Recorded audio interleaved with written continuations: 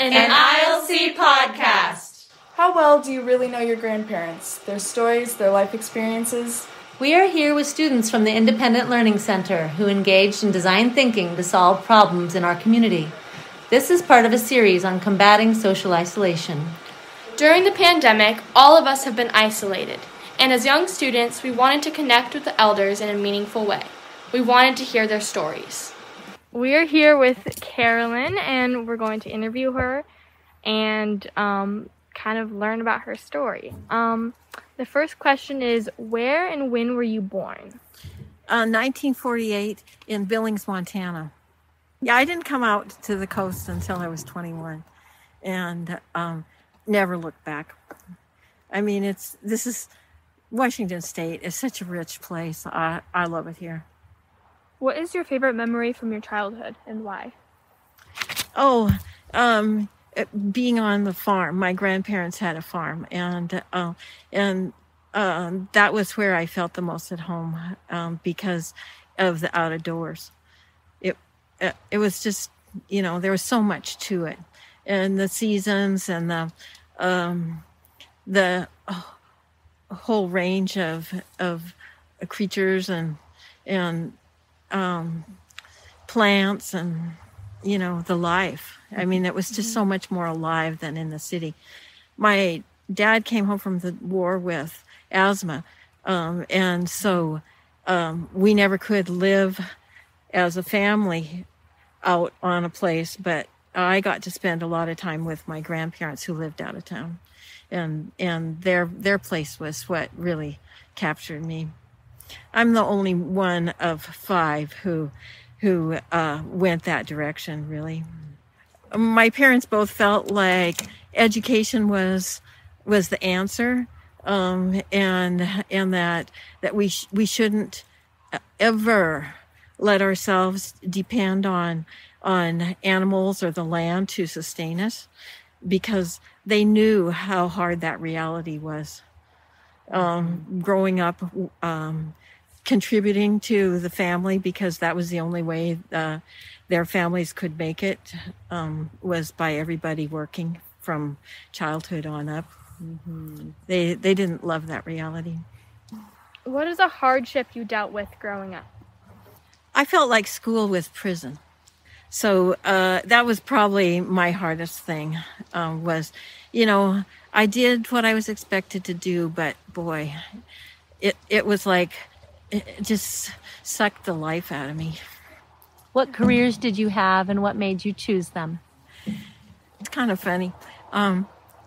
The first real job I had was as a relief cook in a nursing home. And I got that because I was living out in the country, and there was this little nursing home, and that was the only job available except barmaid.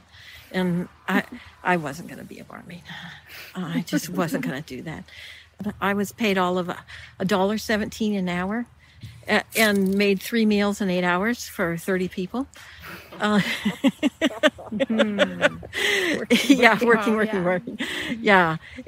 But I got interested in nursing care because of that, and I saved up enough to be able to get a RN associate degree at Tacoma Community College. I commuted because I lived over on the peninsula, and so that was my first one, and it was a real disconnect for me, because I found out the first year into my nurse jobs was, oh yes, I'm going to be giving meds. Do I like medications? No. Do I ever want to take medications if I can possibly avoid it? No. Do I want to have to give them to other people? No. And so that reality, it didn't cut it for me. And so it worked out that after 2.5 years of working as a nurse, I got married and had a kid, and spent the next 7 years not working, taking care of my kid. And so then when I went back, I did a couple more years of nursing, but then I changed to education. and it was a much better fit. Even though I had hated school so much, I worked for Navy College Learning Center and helped sailors complete their education, mostly by computer delivered programming. And so it was an entirely different setting. They were happy to be there, and they wanted the support that we had to offer, and so I really enjoyed that.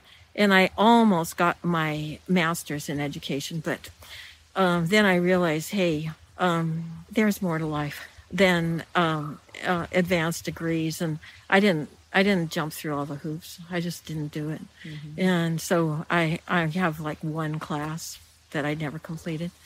But I worked social service jobs after that. I've been a volunteer coordinator, volunteer director.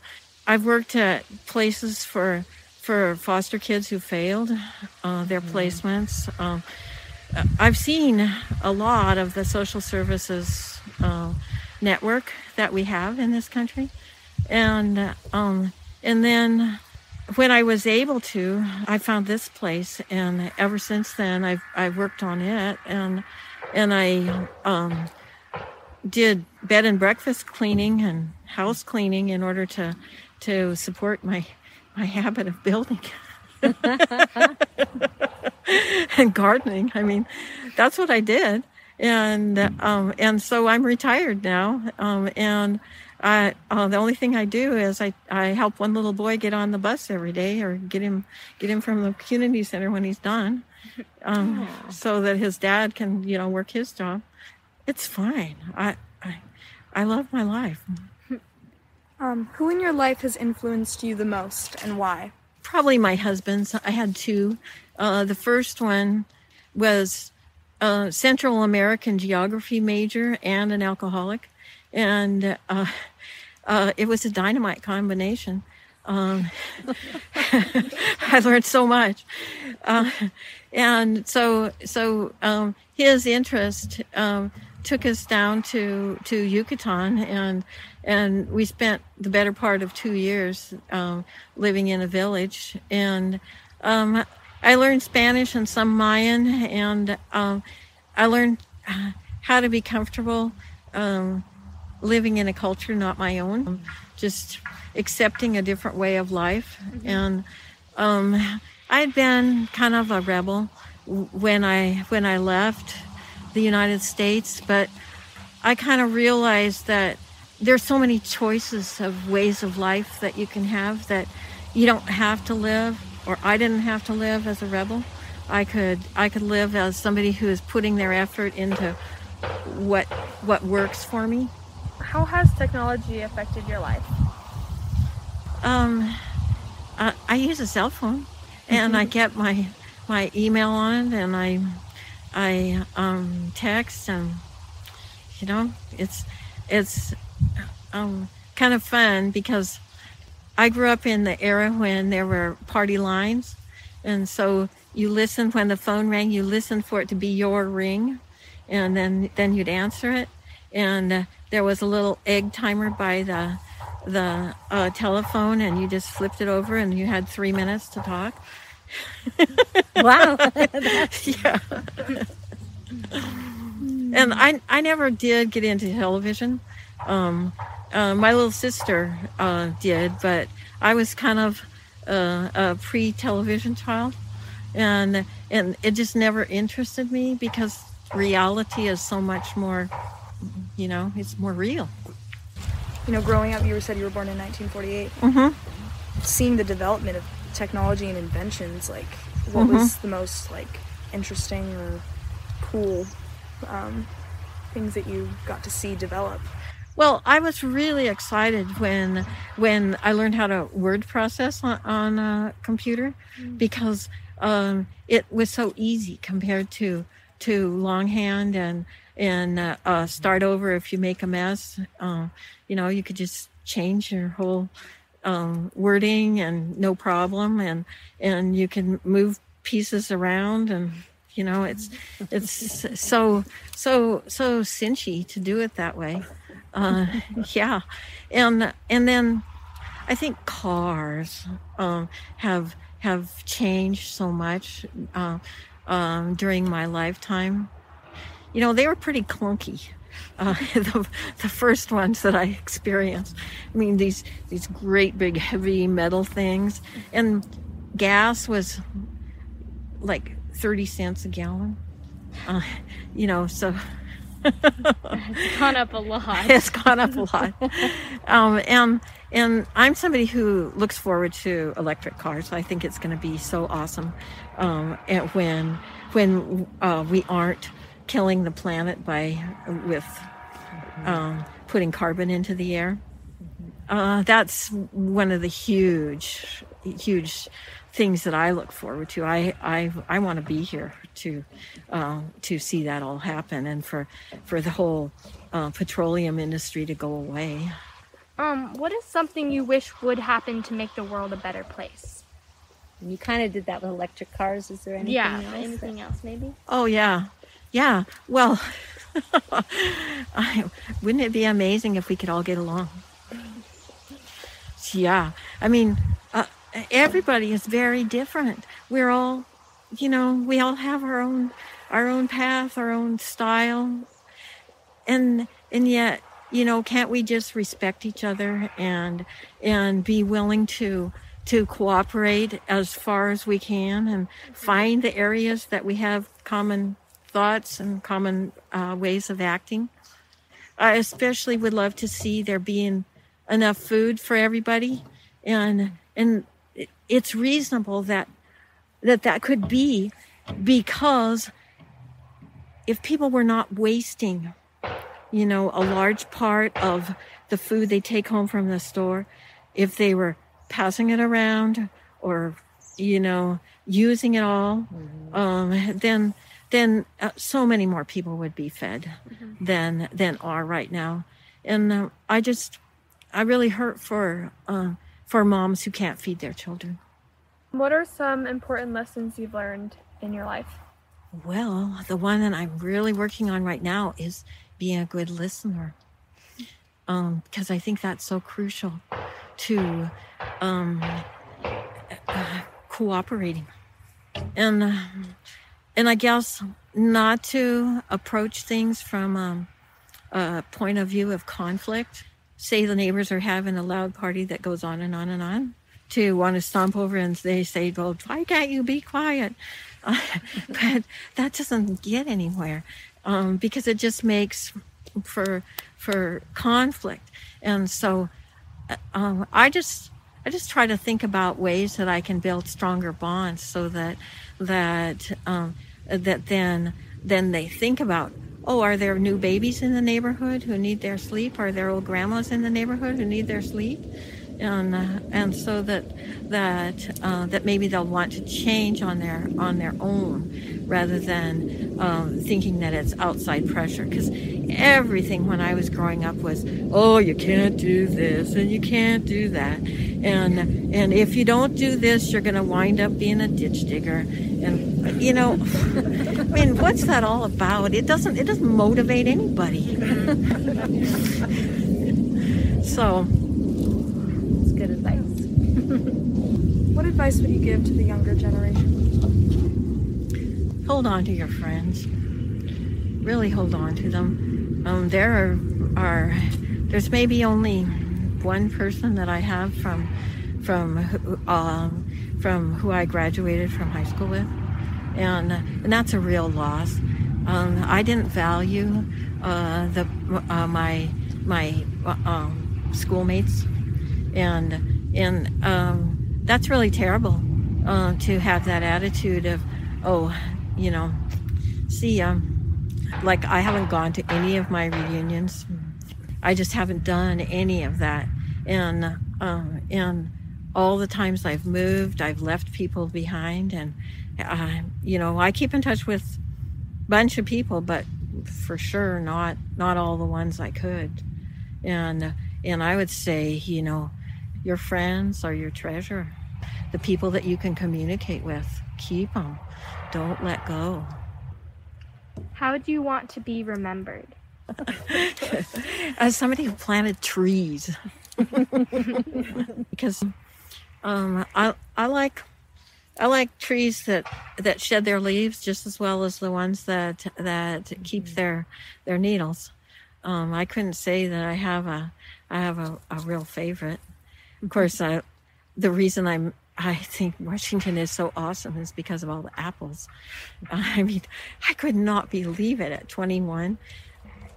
On the peninsula, you could walk almost anywhere and you'd find an old apple tree, and it was just like heaven to me. I probably planted 500-600, and wow. And then since I've probably planted another 500-600.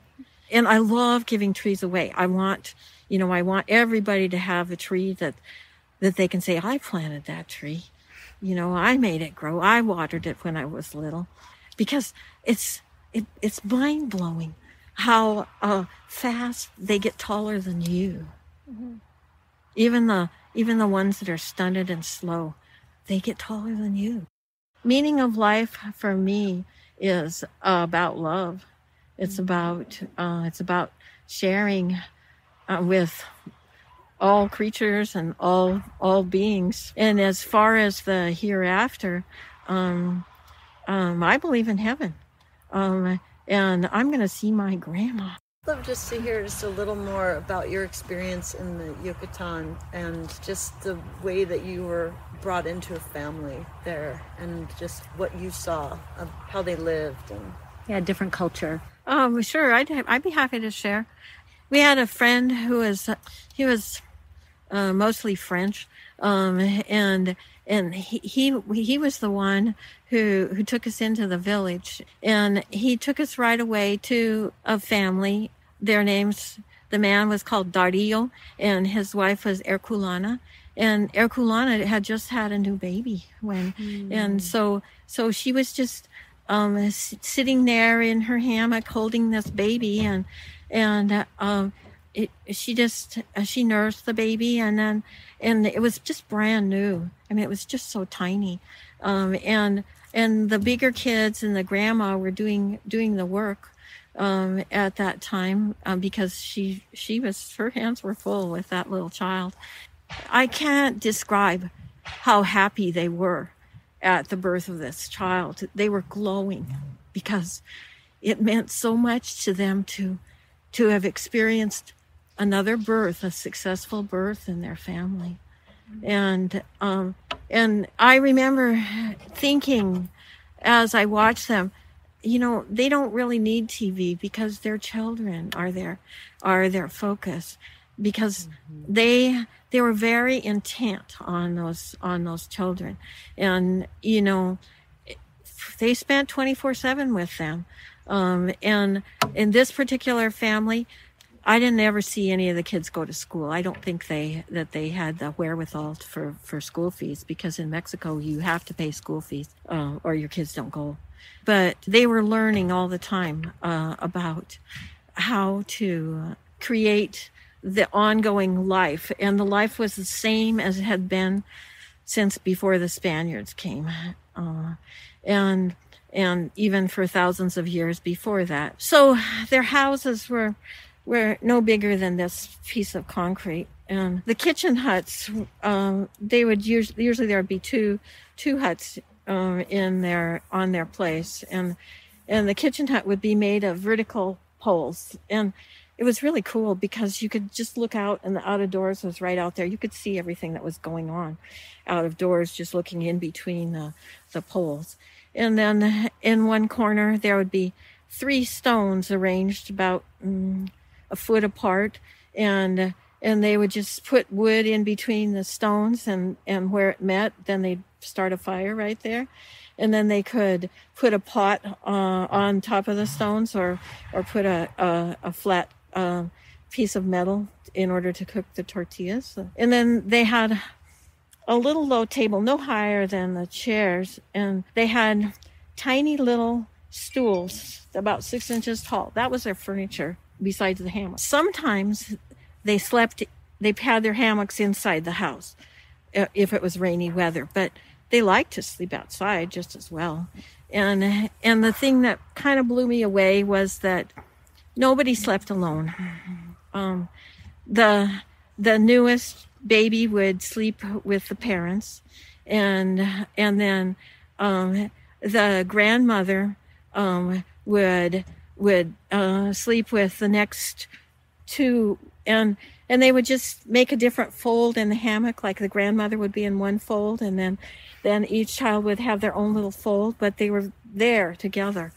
And you know, I grew up, I had my own room, and it was kind of like, oh yeah, we all went to our rooms, and we didn't really, you know, interact that much. We were in our own worlds, basically. And so it just amazed me. And from the 5-year-olds, you know, they had jobs to do, they had sweeping to do, or they had watching the smaller children or playing with them. And then as they got older, they took more and more responsibility. And here I was 21 at the time. And they said, well, you know, your tortillas, you're just about like a 9-year-old. Because they were so used to continually improving their skills at what they did, that they really had a lot of ability to convey the lessons that they needed to know in order to live like they lived. And I think sometimes that's part of what we've forgotten is how to mentor and how to create for others the experiences. And they didn't really worry about how they were going to get by. And it was kind of like my family, every time my mom was begging for a new baby, my dad would be going, oh, okay, and how are we going to afford this? And what am I going to have to do in order to make this work? And, you know, it wasn't like that for them.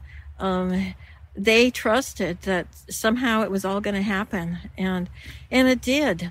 There were years after I came back to the States when they would write and say, you know, we're hard up, and I'd send them money. I didn't have a lot of money. I was, you know, working simple jobs.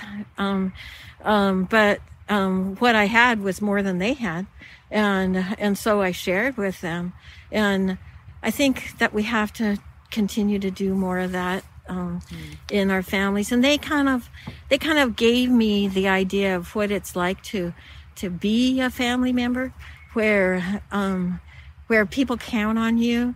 It isn't the whole story. I mean, there's a balance here of independence because of I don't think I could have lived my whole lifetime in the level of oversight in the village, because, you know, you got talked about if you did anything out of the ordinary.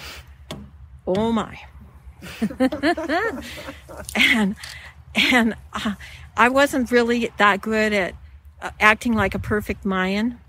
I couldn't do that. Yeah. And so I got talked about a lot.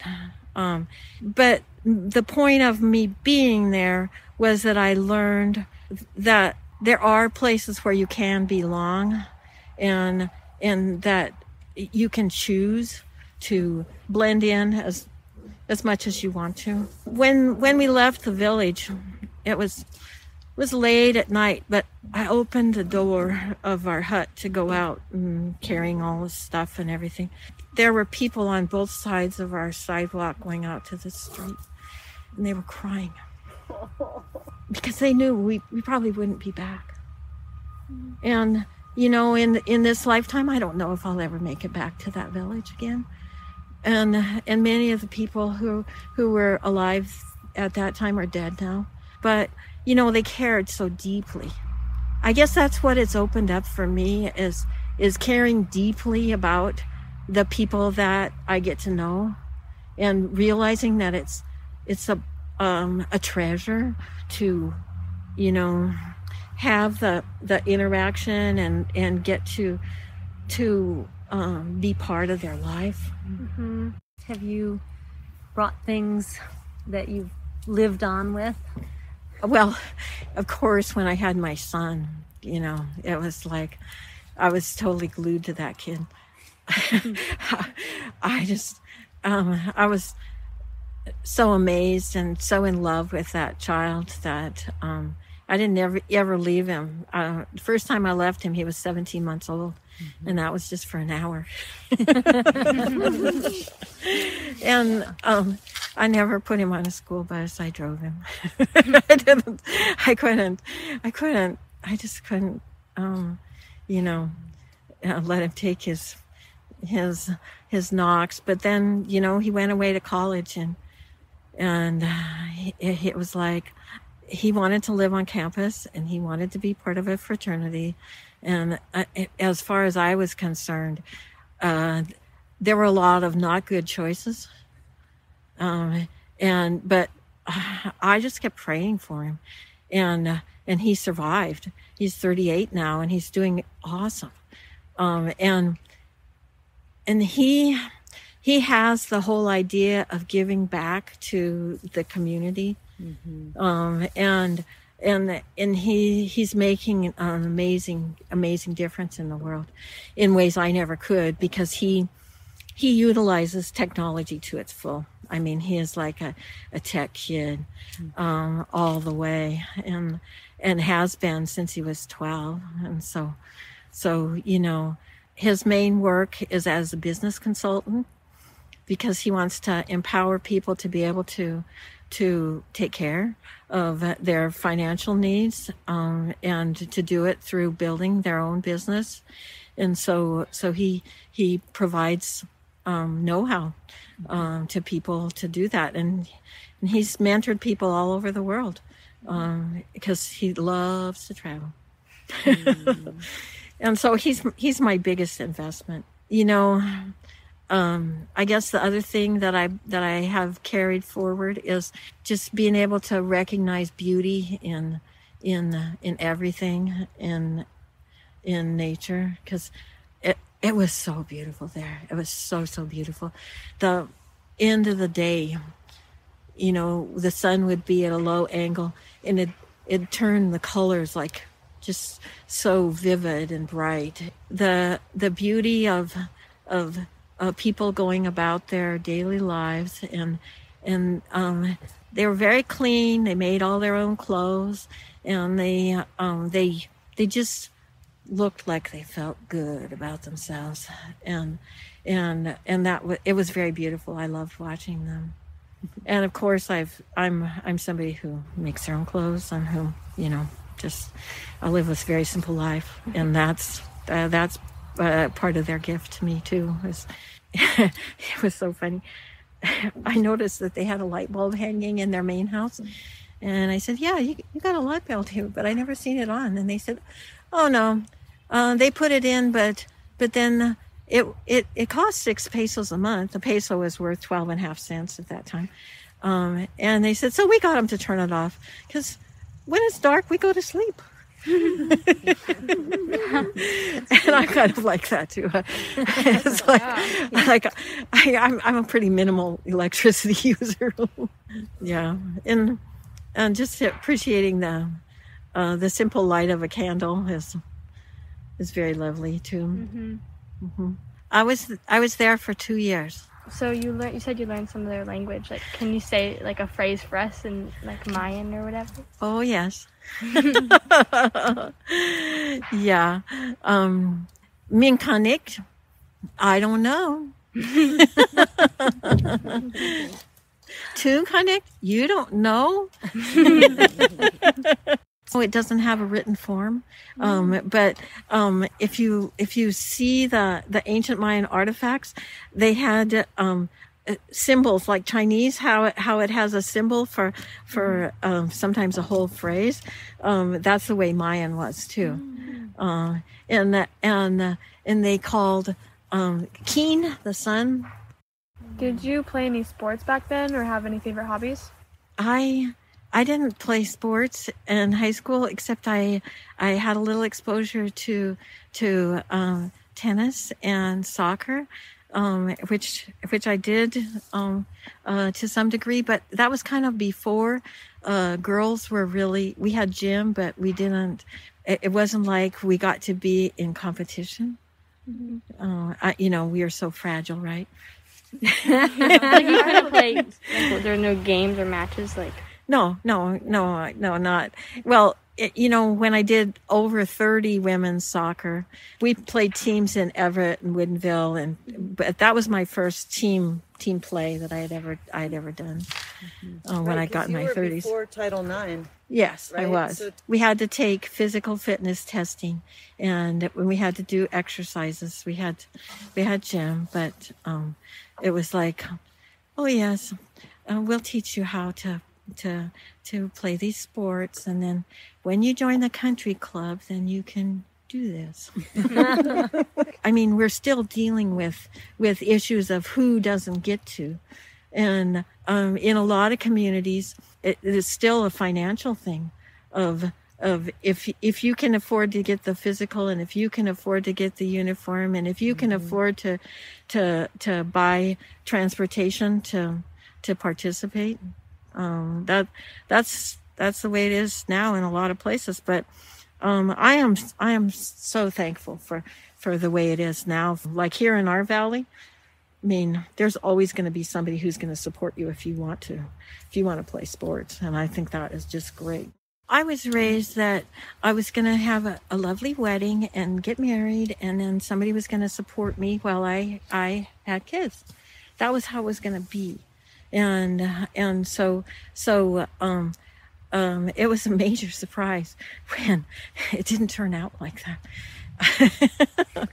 and my first husband, his idea was, if you want something, go for it. And it was like, duh, no, it's not supposed to be this way. And so I love it that now girls can say, yeah, right, I will. And if you want to be part of this picture, you can contribute. And I think it's so great that it isn't about that we're just tag-alongs on somebody else's life, that we actually have our own lives. There's a lot of sadness connected with being disenfranchised, which that's what it was like in a lot of ways. We had the vote, but it wasn't as if we had the vote about how we lived our lives and what choices and for a lot of girls, I was such a pleaser. I was willing to do what people thought, my family thought I ought to do, mostly. For the ones who weren't willing to do it, they got such a hard life. I mean, they didn't have the support that says, okay, you're going to do it your way, so we'll try to support you the best we can. No, it wasn't like that. It was like, you're cut off. Yeah. And abortions only became illegal at, when did they? 69? Yeah, I think it's so 70. Before they were, what did that look like? Was it well, I had one friend who went up to Canada and got one up there. And she had dual citizenship, so she could do that. But in America, was it well, there was a girl in my college who thought she could use a knitting needle to end her pregnancy, and it didn't turn out well.